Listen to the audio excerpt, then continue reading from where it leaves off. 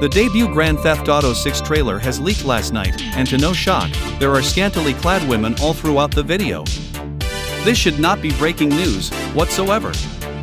But of course, activism has no place for integrity, and bad faith actors will continue to feign outrage and use Grand Theft Auto 6 now as their weapon to plead the case for sex appeal in gaming and why it makes no sense for games like Mortal Kombat to limit sex appeal. When I look at both Grand Theft Auto 6 and Mortal Kombat 1, I understand the situations for both games perfectly. It's shocking how a man with autism gets it, but these influencers don't. Either these Millennium activists either are acting stupid and pretending like they know nothing about how entertainment works, or they want to brainwash people and hurt companies for things they are absolutely not guilty of doing. We have to do a case study on why so many Westerners demonize sexuality, or why the female body is viewed as forbidden to admire in pop culture? No. Because I'll tell you. When you're not on this propaganda video or influencer binge, when you have freedom of thought, it's painfully obvious why the two games have different directions. It's the story.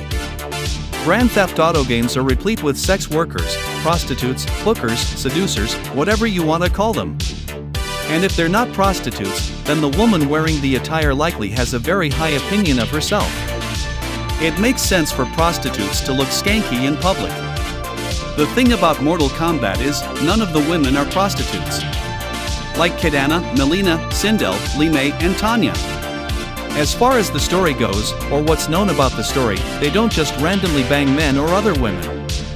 There's a plot that's more important to the story, and by they I mean NetherRealm, they want to sell you on them as characters. Their personalities, their goals, their interests. They want each character in the story to play an important role. You can bring up how women in Grand Theft Auto play important roles, and that may be true.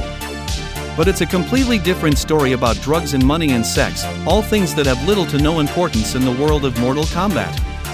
And I'm sure somebody will bring up, well, if you have swimwear on, that doesn't mean you're a prostitute. And you're right. But where does the story call for these characters to swim? I know Johnny Cage has a pool inside his home. Marvel Midnight Suns has swimwear, and unless you mod the game, the pool is the only place you can wear swimwear. So, if you're somebody with an open mind about how women have been portrayed in Western gaming today, I hope this answers some big questions you may have. I honestly feel like this should be common knowledge to most gamers today. It's astounding how that isn't the case given that Western games today all want to imitate Western cinema. Watch my video on that in the upper right corner of the screen.